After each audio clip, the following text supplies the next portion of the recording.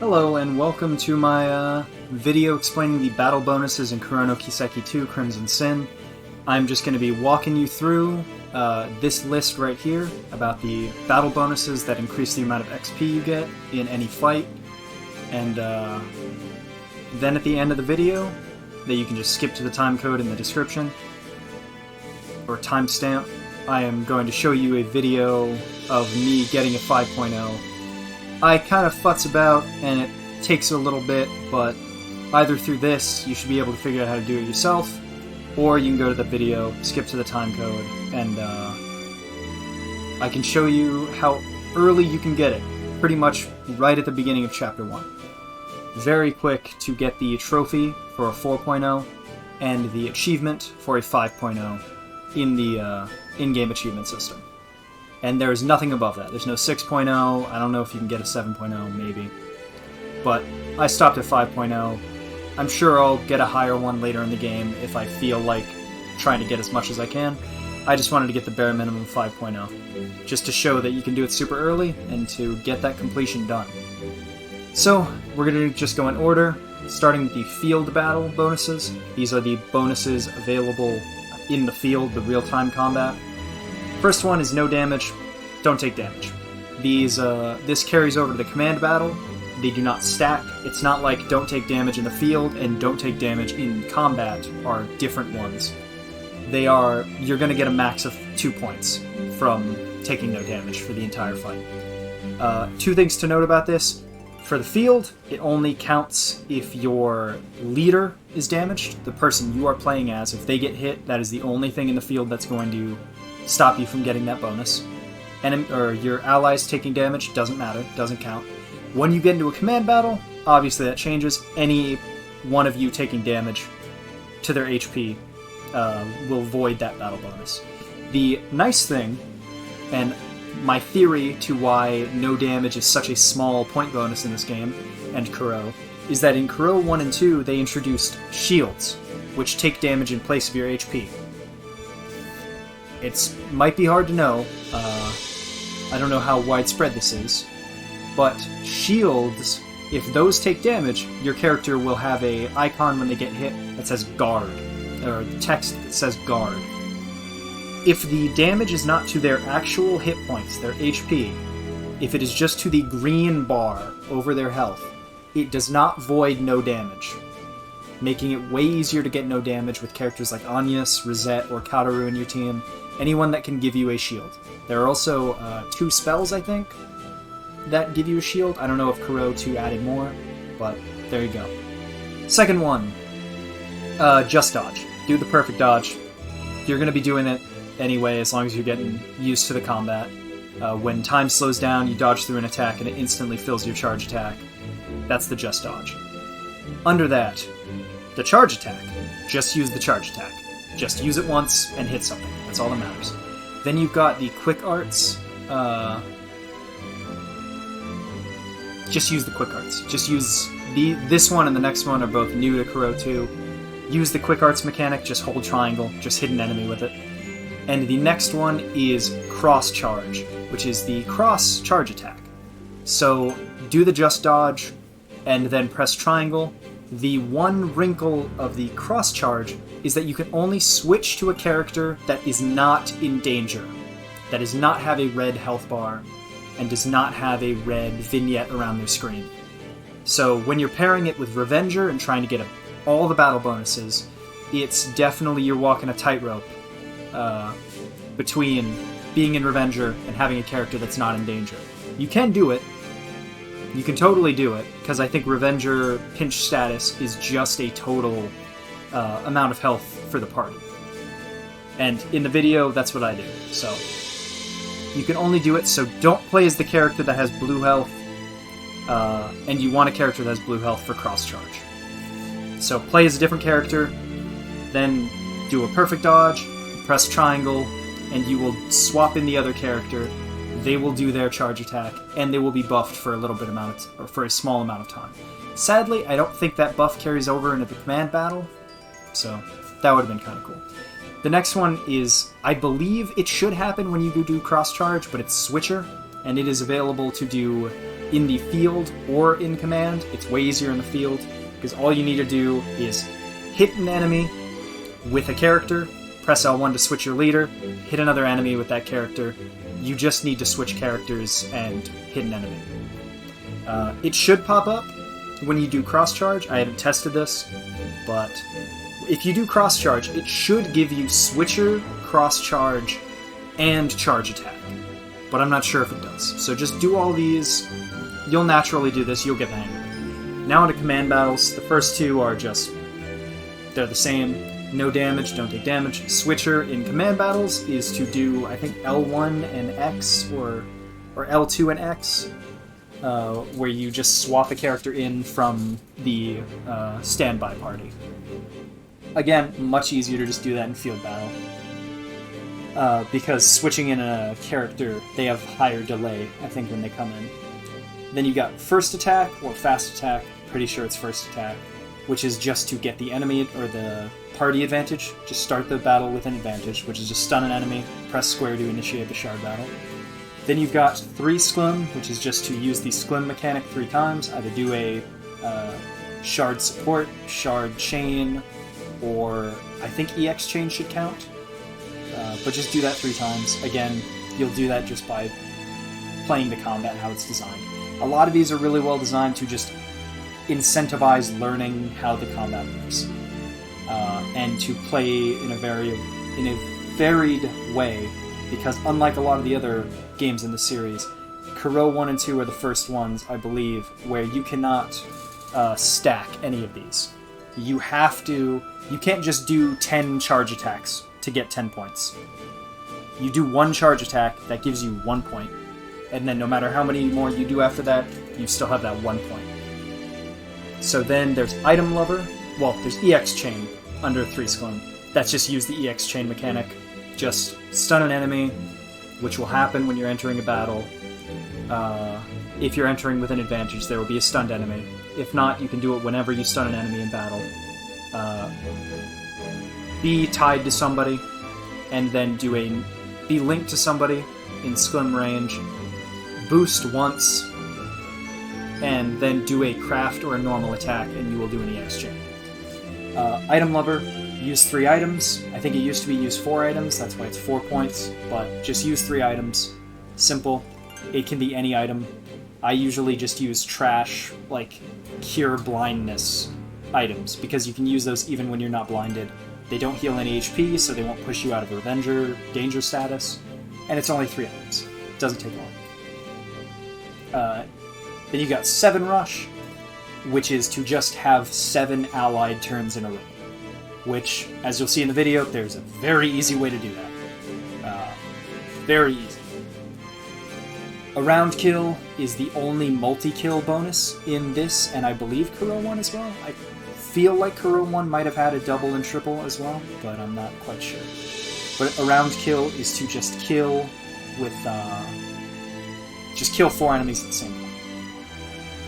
It's pretty simple. Under that, you've got Revenger, which is what I've been talking about. You just need to be at low health overall in the party. You will be able to tell this by when you go into the command battle, the pinch theme will be playing, the theme for being in a pinch. It'll be a different battle theme.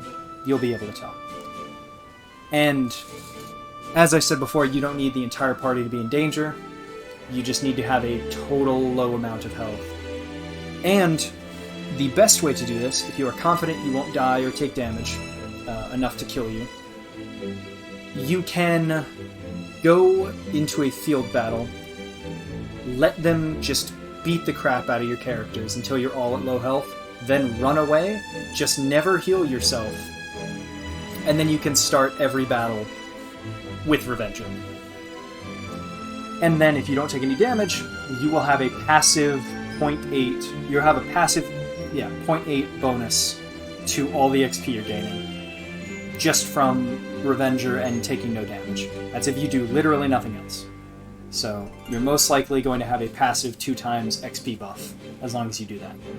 Under that is Canceller, which is just to impede a craft or art. Very simple. Van's first craft, Magnus Slasher, has an impede status. or impedes, so you just do that. Under that, you've got triple stun, which is the rarest one I've seen. I don't know that I've ever seen it. I must have at some point. It's just stun 3 enemies. But the wrinkle to that one is it does not count the field. Stunning enemies in the field does not count, and in fact, kind of screws you over. So if you want a triple stun as part of your battle bonus, like catalog, you would get into a fight with 4 or more enemies, stun, or get 3 of them close to stunning, like halfway or so, stun another enemy, start the battle. The shard attack at the beginning of the party advantage will get them closer to stun, and then you just do an attack that'll stun them, that'll give you triple stun. Under that, we've got Weak Maker, which is to just take advantage of an enemy's elemental weakness with an art.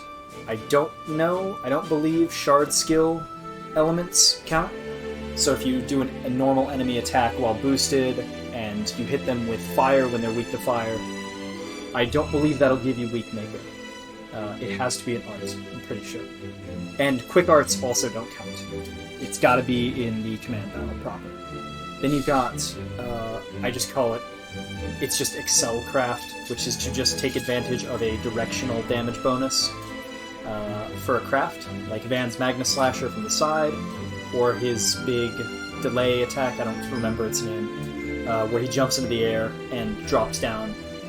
You'll know because it's shown in the video, because I do it, but if the enemy has side or back on them as you're attacking them with the craft, you will know that you'll get it. Then we've got the final 3, which are just the hit combo,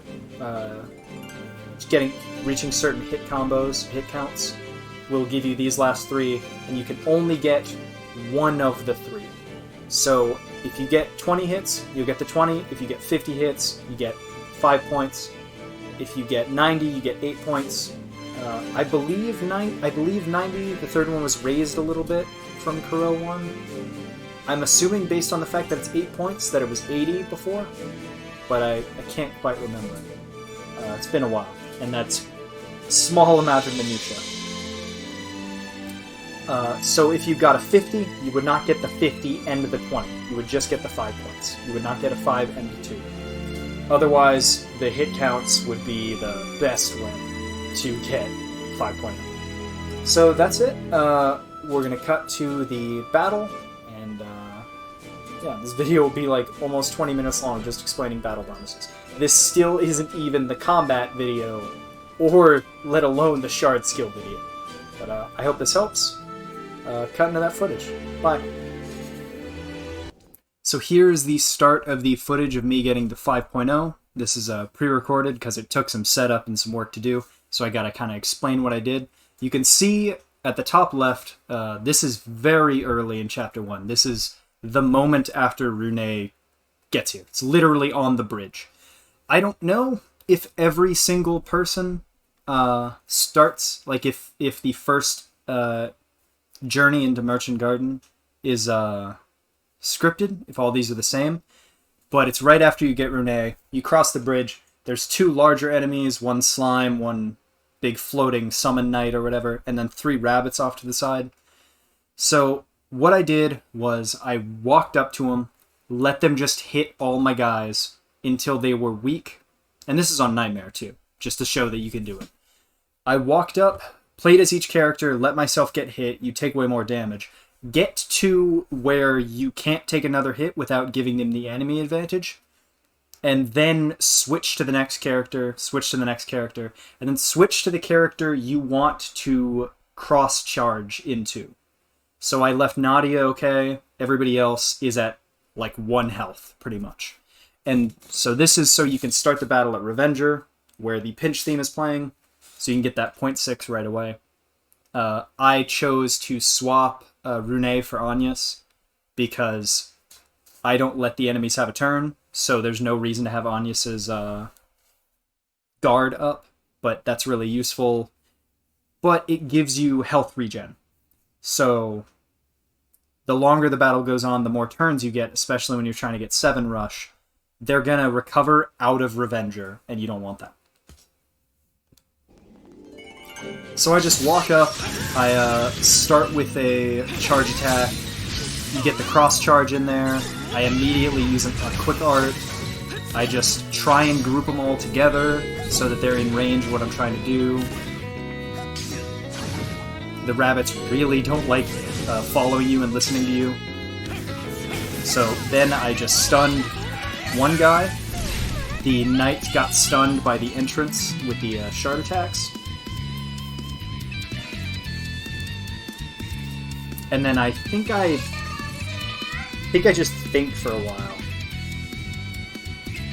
I think I just messed up because I wasn't sure what to do. Because I'd been trying this multiple times, because I'd gotten a 4.9, and I'd forgotten about the quick art, so I had to go back and redo this. So I was just trying to think the best way to go about this.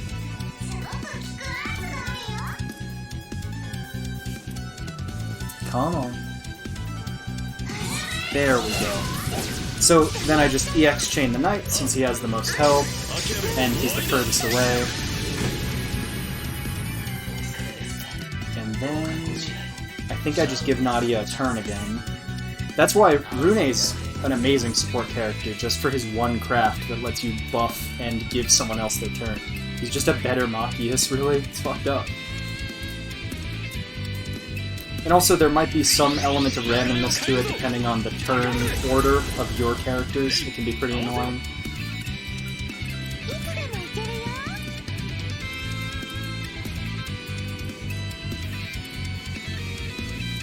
Yeah, so my issue here was I was trying to go between Weakmaker and, I was trying to get Weakmaker, but as you can see by the delay, especially since I'm so early in the game, any art will let the enemies go. So, I eventually just decided to go with Suchan and Nachan. Double attack just to get more in the chain hits. You want to hit an enemy on the side or back with a craft like this for the really good, for the craft battle bonus.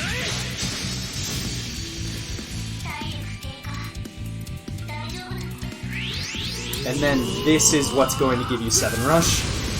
Is Van can just keep giving himself turns for a very small amount of CP. So you do that until you see the 7 rush show up. It wasn't even necessary, because I could have just finished it with S-Crafts.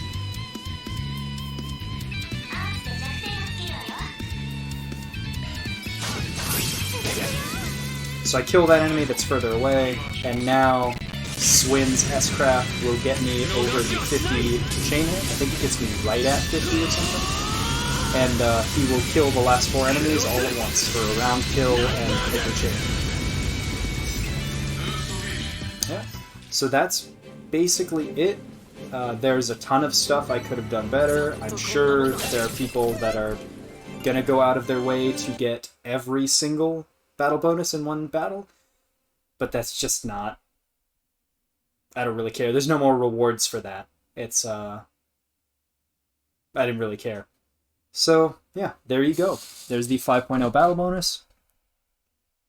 Pretty simple, fun, early thing you can do, and all this knowledge will help you through the course of the game, making the most of big encounters that'll give you a lot of XP. All right, bye-bye. Hope this video was helpful for you. Thank you.